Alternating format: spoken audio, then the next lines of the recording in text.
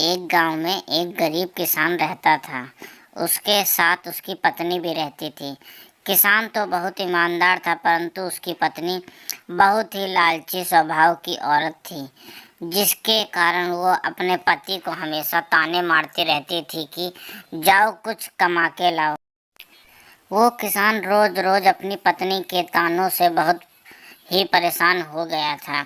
वह दिन भर अपने खेतों में मेहनत करता था, फिर भी उसकी पत्नी सोचती थी कि हम एक झटके में अमीर हो जाएं, मुझे सारी दुनिया की खुशी मिल जाए। लेकिन किसान बार बार अपनी पत्नी को यही समझाता था कि हमें मेहनत करने के बाद खुशी मिलेगी, उससे अच्छी खुशी कुछ भी नहीं होती।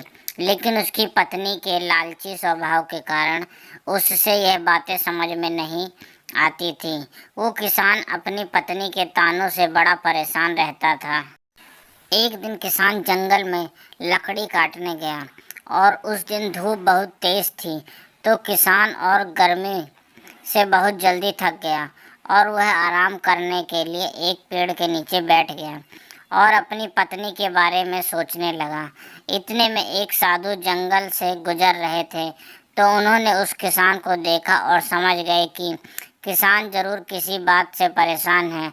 वो उसके पास गए और उन्होंने उस किसान से परेशानी का कारण पूछा। किसान ने उस साधु को प्रणाम किया और बोला कि मैं परेशान नहीं हूँ, थोड़ा थक गया हूँ, इसलिए चेहरे पर थोड़ी चिंता जैसी भावना दिख रही होगी। लेकिन साधु ने कहा, नहीं, तुम जरूर किसी वजह से परेशान हो, इसलिए हमें बताओ, शायद मैं तुम्हारी कोई मदद कर सकूं। तो पहले किसान ने मना किया कि ऐसी कोई बात नहीं है, लेकिन साधु के बार बार कहने पर किसान अपने घर और पत्नी की स्थिति के बारे में सब कुछ बताने लगा।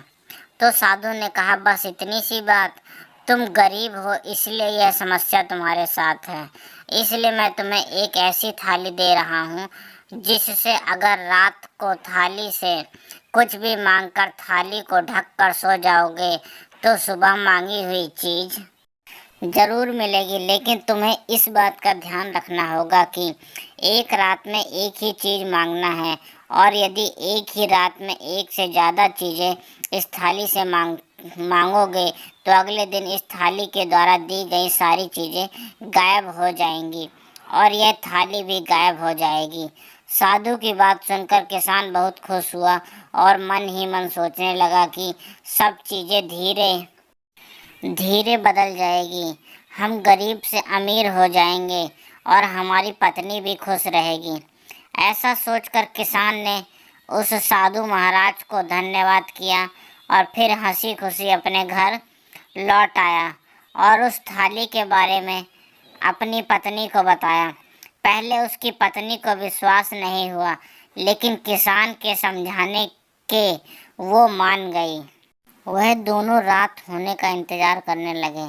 जब रात हुई तो किसान और उसकी पत्नी ने थाली से सोने के सिक्के मांगकर उसे ढककर सो गए। जब अगले दिन सुबह उठे तो देखा कि उस थाली में सोने के सिक्के भरे हुए थे। अब किसान और उसकी पत्नी की खुशी का ठिकाना ना रहा, क्योंकि साधु महाराज की बात सच हो गई थी। अब तो किसान की पत्नी को इतने सारे सोने के सिक्के देखकर उसके मन में और ज़्यादा लालच उत्पन्न हो गया। फिर एक रात उसने महल, फिर दासी, फिर नौकर चाकर सब कुछ एक एक करके मांग लिया, तो अगले दिन उसे मन चाही चीज़ें मिल जाती थी। अब तो किसान की पत्नी गरीब से अमीर हो चुकी थी और उसकी खुशी का ठिकाना ही नहीं रहता था। लेकिन उसके मन का लालच दिन प्रतिदिन बढ़ता ही जा रहा था। लेकिन किसान उसे बहुत समझाता कि इतना सुख संपत्ति हमारे लिए बहुत है, लेकिन वह कहाँ मानने वाली थी। इसी बीच किसान एक दिन जरूरी काम से कहीं बाहर गया हुआ था और रात को घर वापस नहीं आ पाया था।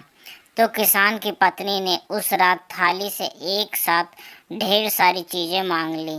फिर क्या था, अगले दिन साधु महाराज के कथन के अनुसार वह थाली और थाली द्वारा दी गई शुरू से लेकर अब तक की सभी चीज़ें गायब हो चुकी थीं। इसके बाद किसान की पत्नी फिर से अपने टूटे हुए झोपड़े में आ गई थी। यह सब देखकर वो पछताने लगी। इतने में किसान भी आ गया और ये सब देखकर उसे समझने में जरा भी देर नहीं लगी और अपनी पत्नी को खूब बोला और कहा, और करो लालच। लेकिन अब सिर्फ पछताने के सिवा कुछ नहीं बचा था, क्योंकि जैसा कहा भी गया है कि लालच बुरी बला होती है। इंसान को जल्दी समझ नहीं आता, उसे तभी समझ में आता है जब सब कुछ खत्म हो चुका होता है और सिर्फ पछताना ही शेष होता है।